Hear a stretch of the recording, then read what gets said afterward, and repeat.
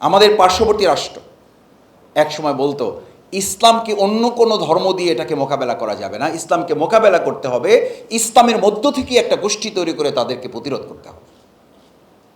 আপনারা নিশ্চয়ই খেয়াল করবেন, আজকে আমাদের বড় দুর্ভাগ্য যে আমরা আমাদের ফিলিস্তিন নিয়ে কথা বলবো, সেই কথা বলার সাথে তো আমাদের বিগত 15 বছরে আমাদের জাতীয় মসজিদ বাইতুল মোকাররমই তো একটা ফিলিস্তিন হয়েছিল।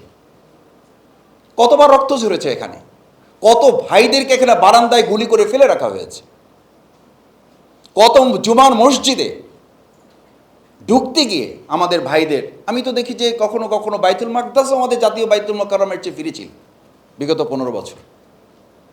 আমাদের অনেক ভাই এই 15 বছর বাইতুল মোকাররম মসজিদের আশেপাশে আপনারা যেতে পারেন না জুমার নামাজ পড়ার জন্য, কারণ আপনার চেহারা তাক করা ছিল তার দিকে। আমাদের এই বাংলাদেশের প্রশাসনই আপনাকে জুমার নামাজ পড়তে যাওয়ার আগে পকেট চেক করত, আপনার প্যান্ট চেক করতো, আপনার মোবাইল চেক করতো। কোন বাংলাদেশে আমি বাস করি, কোন বাংলাদেশে আমরা বাস করতাম? কেন হয়েছে? কারা করেছে? কোন ইহুদি গোষ্ঠী এটা করেছে? কোন ইসরায়েলির এটা করেছে? কোন নাসারারা এটা করেছে? কোন খ্রিস্টানরা এটা করেছে? তার মানে এই জেনারেল মুসলিম তৈরি করে তারা আমাদের মধ্যে আমাদের জাতীয় মসজিদকেই তারা আরেকটা ফিলিস্তিন বানাতে সক্ষম হয়েছে, আরেকটা বাইতুল মাকদাসের অংশ বানাতে তারা সক্ষম হয়েছে।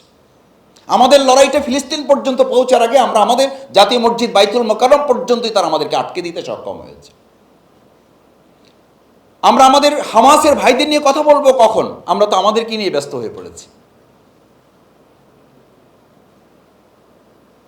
ভাইয়েরা, দ্বিতীয় যে কথাটি বলতে চাই, আমাদের বিরুদ্ধে তাদের অংশগ্রহণটা কোথায়? তারা ষড়যন্ত্রের জালটা কোথায় বিস্তার করেছে? তারা সর্বপ্রথম ষড়যন্ত্রের জালটা বিস্তার করেছে আমাদের আদর্শিক ভিত্তির উপরে।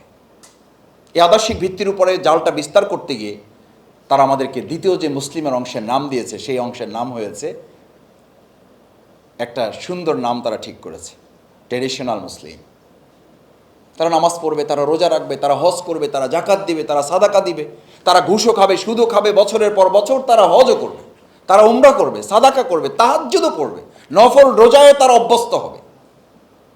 কিন্তু আপনি যখন অস্তিত্বের ব্যাপারে কথা বলবেন তখন তারা বলবে, ভাই এই সমস্ত ঝামেলার মধ্যে আমাকে ডাইকেন না, আমি এসবের মধ্যে নাই।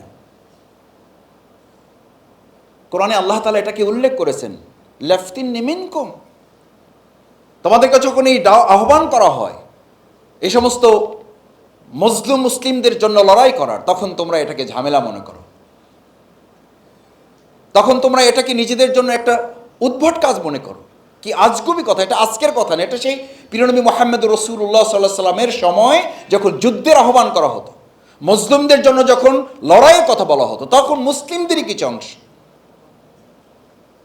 তারা নামাজ পড়তো, তারা রোজা রাখতো, তারা হজ করতো, তারা জাকাত দিত, তারা সব কিছুই করতো।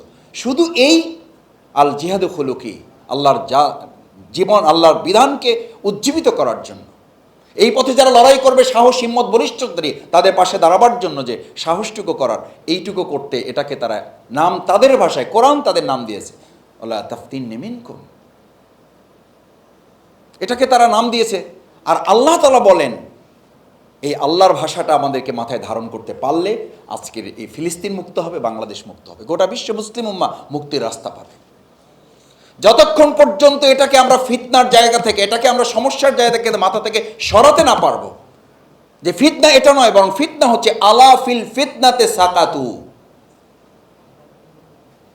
তোমরা যতক্ষণ পর্যন্ত শুধু নামাজকে, শুধু রোজাকে, শুধু হজকে, শুধু জাকাতকে, শুধু চিন্তা দৃষ্টিভঙ্গিটাকেই তোমরা কার্যকর করো, কিন্তু বাস্তবে এটাকে প্রমাণ করার জন্য জীবন এবং সম্পদ বাজি রেখে তোমরা লড়াই করার সিদ্ধান্ত গ্রহণ না করো, ততক্ষণ পর্যন্ত আমি আল্লাহ তোমাদের ফায়সালা দিচ্ছি।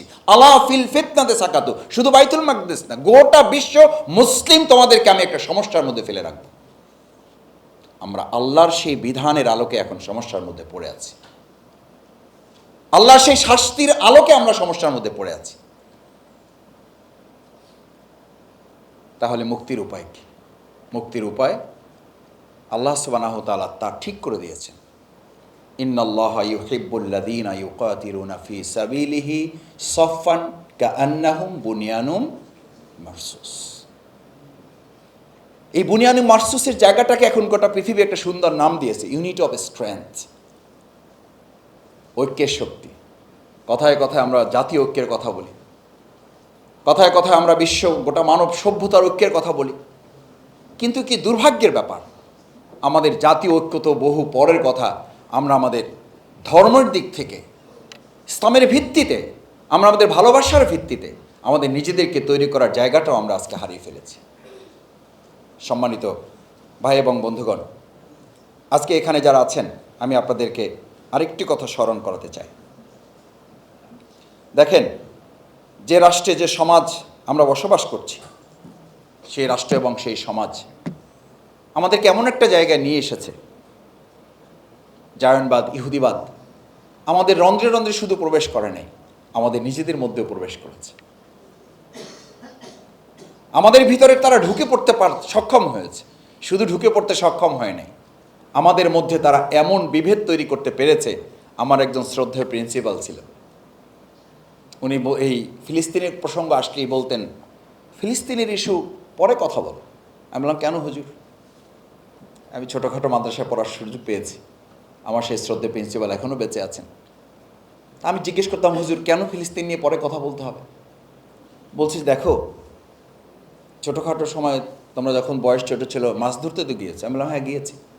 যে কী হতো তখন? আমি তো মাছ ধরতে গেলে আমরা ছোট ছোট কিছু কাঁকড়াও পেতাম, তো পেলে ওগুলো পাত্রের মধ্যে রাখতাম। তো বলেছি, একটু কল্পনা করো, একটা কাঁকড়া যখন তুমি পাত্রের মধ্যে রাখবা তখন ওটা ঢাকনা দিয়ে ঢেকে রাখতে হয়,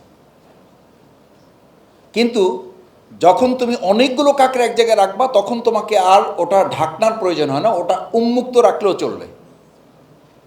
এই ধারণাটা আমাদেরকে আমাদের অভিভাবকরা দিতেন, বলতে এখন আর ঢাকতে হবে না। তা আমরা জিজ্ঞেস করতাম, কেন ঢাকতে হবে না? তখন অভিভাবকরা আমাদের বলতেন, দেখো কাঁকড়ার প্রকৃতি হচ্ছে এই যে একটা কাঁকড়া যখন ছিল তখন তার বের হয়ে যাওয়ার সুযোগ ছিল, কিন্তু যখন বেশ কয়েকটা কাঁকড়াকে এক জায়গায় করে দেওয়া হয়েছে, এখন কাঁকড়ারই দায়িত্ব হচ্ছে পরস্পরকে আটকে রেখে যেন কেউ এখান থেকে বের হইতে না পারে। একটা উপরে ওঠার চেষ্টা করবে, বাকি নিচে সবগুলো মনে করবে যে এটাকে অবলম্বন করে উঠতে হবে, না হলে আমার বের হওয়ার কোনো উপায় নেই। এটা মনে করে সবাই ওকে ঝাপটে ধরবে এবং সারাদিন চেষ্টা করে একটা কাঁকড়া ওখান থেকে বের হতে পারবে না।